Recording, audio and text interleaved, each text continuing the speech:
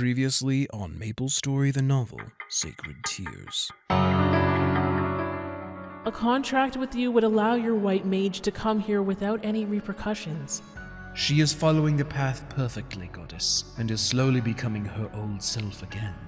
I must know how to overcome the strongest parts. You who have lost nothing. But I cannot leave you here to infest the world any longer!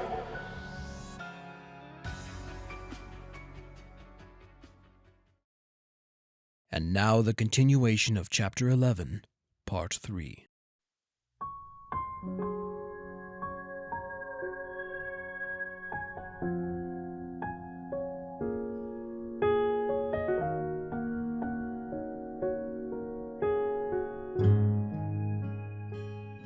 Dane awoke to the sight of Ephenia seated next to him, carefully pulling the dark substance from his arms and hands, where it dissipated into ash. Ephenia? When did you return? Dane asked, squinting hard when he felt a wall of ache throughout his body. You've been unconscious for nearly a week, She answered softly. Dane lifted his head, noting that severe scars remained where the shadow had bitten him, appearing gaunt and pale compared to the rest of his skin. Ephenia took his hand into hers, rubbing her thumb over the back. What did you do that would cause such a wound? I can't even fully heal them. Dane relaxed back to the pillow, his head spinning. I went to the mass grave at the Darless Crusade and faced the totality of pain gathered there. Please don't tell me you faced it alone. No, I didn't, but it was much more powerful than I anticipated. Where is Mars? Is he alright? He accompanied me, but the power of the omen overwhelmed him. Mars is well, completely unharmed. It was he that brought you home. Dane sighed with relief, the tension in his being melting away. Ephenia encased Dane's hand, holding it for a while before speaking with a heavy heart. Why did you go to the grave of the Crusades without consulting me? I could have warned you of its strength. If I am to heal the world's darkness, I want to know that I can face powerful darkness. But, as he said, I was not prepared for his potency. Dane sighed. Ephenia leaned over him, putting her hands on either side of his head and touching her forehead to his. You fool. You complete and beloved fool. Why must you attempt such dangerous tasks while I'm not here? She asked, the both of them saying nothing, listening to one another breathe.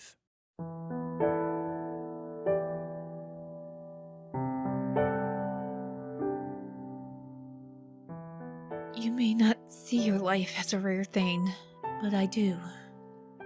Does that mean nothing to you? Dane was about to answer when he felt the pat of tears on his face. His vision focused, and at that moment, he wavered.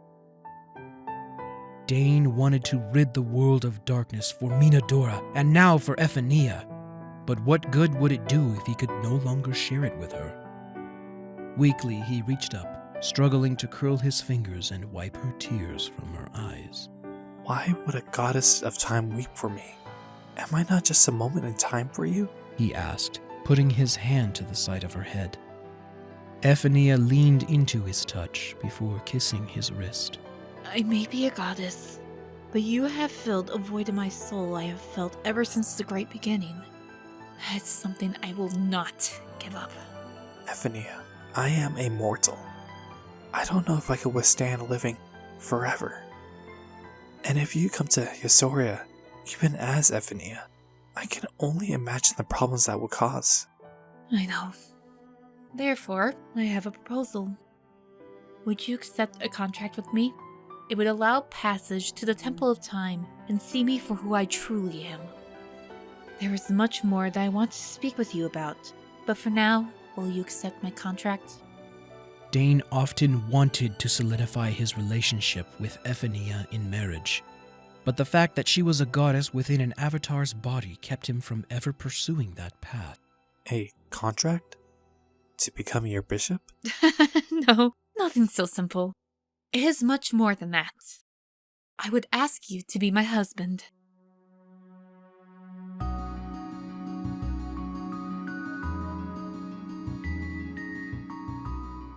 Dane pursed his brow, narrowing his eyes in thought.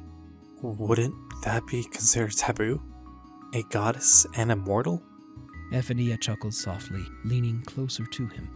My mother has her concerns, but she has given her consent. Dane smiled, unsure if it was out of excitement or concern. Ariel was the only deity he hadn't seen directly, and even though he had technically known her for some time, it was still awe-inspiring and nerve-wracking to see a goddess who wanted to marry him. But he accepted. 3 more days passed before Dane was strong enough to embark, explaining to the other Aurora members that he would be gone for some time. Ephenia traveled with him for a while, her pseudo-body disintegrating into the breeze with a kiss. She would no longer need it, as Dane would be able to come to her temple whenever he wanted to see her. As he traveled, Ephenia's instructions played over in his mind. Go to the city of Aline. There you will find a small chapel for me. Inside, there are 6 small columns in the main hall. I will leave my contract within the 3rd pillar on the right side. Speak Ephenia, and it will come out for you. Sign it and speak my true name, and it will then come to me. Climb Haim's tree, and there will be a doorway leading to my temple, waiting for you.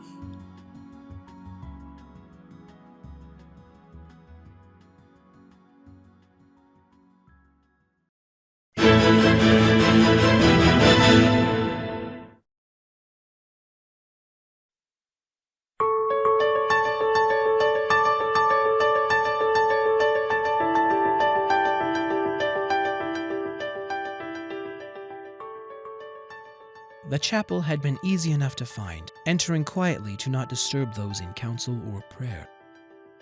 As he neared the column mentioned by Ephenia, a priest came up to him with a smile and a slight bow. Hello, friend. What troubles have you brought before Ariel? Do you require counsel? The priest asked kindly. Dane chuckled softly and shook his head. Thank you, but no, Fartry. I come for something left by the goddess herself. The priest tilted his head and raised an eyebrow. Do you mean the scroll of the past?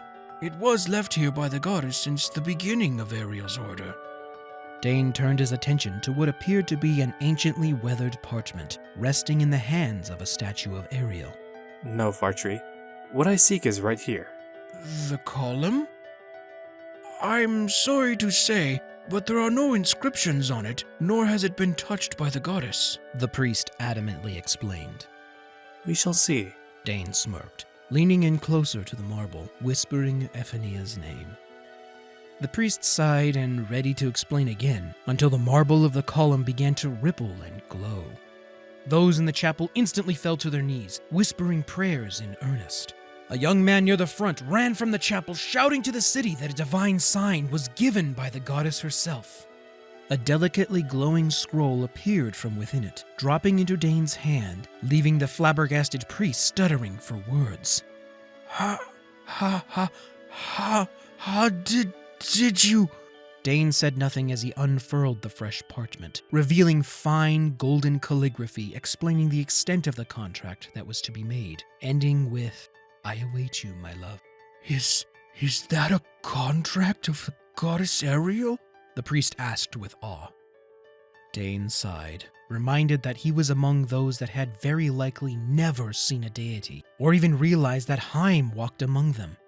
With an understanding nod, he reached into his sleeve and pulled the quill from his journal, neatly signing his name across the bottom of the parchment.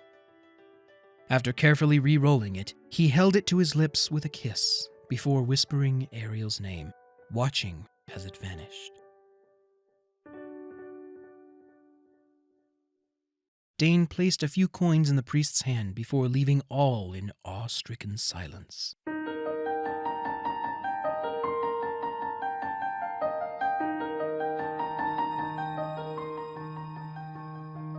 Two weeks passed before Dane reached the top of the tree, where he was greeted by Haim with a congratulatory handshake and a knowing smile.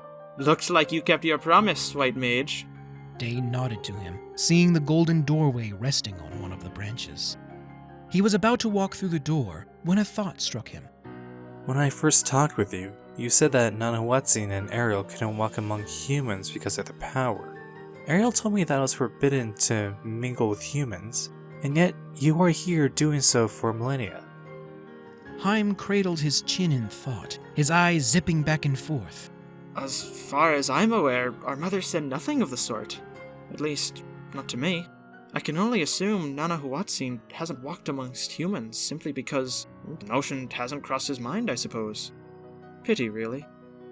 Ariel indeed can't walk here due to her power, but I've never known it to be forbidden.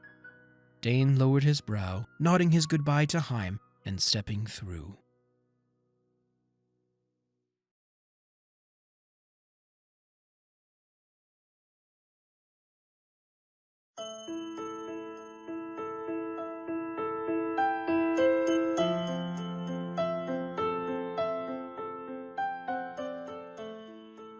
He found himself on a polished marble floor surrounded by fountains of sand. Welcome to the Temple of Time, beloved of the goddess, A voice said, making Dane snap his attention to a tall but slender person dressed in a green robe and white smiling mask. Hello there. I am Dane, the White Mage, yes. Our goddess has spoken at length of you. Follow me. She eagerly awaits you. They were joined by two creatures made of breastplate armor, green fabric-like flames fluttering from the waist and plume of the helm. Dane made sure to take in everything around him, marveling at the fine detail and intricate simplicity of the entire building. When they neared a door, the monk stood aside. With a breath to calm himself, he pushed the door open and entered.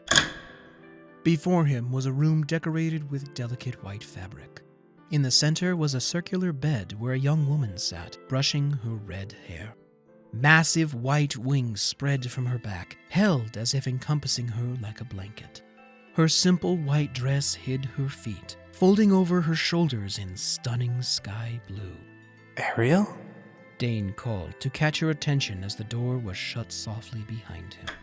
His voice made her set her brush down, turning to him and standing. The silver crown upon her head held back her hair to frame her young face, her eyes shining like pools of gold. Dane, my love, she breathed, quickly walking to him and embracing him, pulling her wings around the both of them. Dane returned her embrace, still having not completely realized that this woman within his arms right now was the very woman he had come to love. All the same, it slowly became natural to him, and the strangeness of it all faded away. He reached around her waist, pulling her firmly to him as he met her eyes and pressed his lips to hers.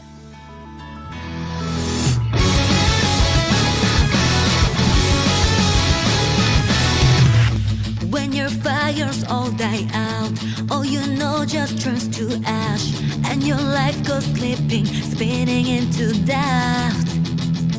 Sunshine trapped inside your heart, cold and lost and in the dark. Looking back on all this, nobody was there. Nothing left to lose. Gotta find the you that's hidden deep, deep down, and light the fire in yourself. Never be afraid to fall, throw yourself into it. Victory's waiting for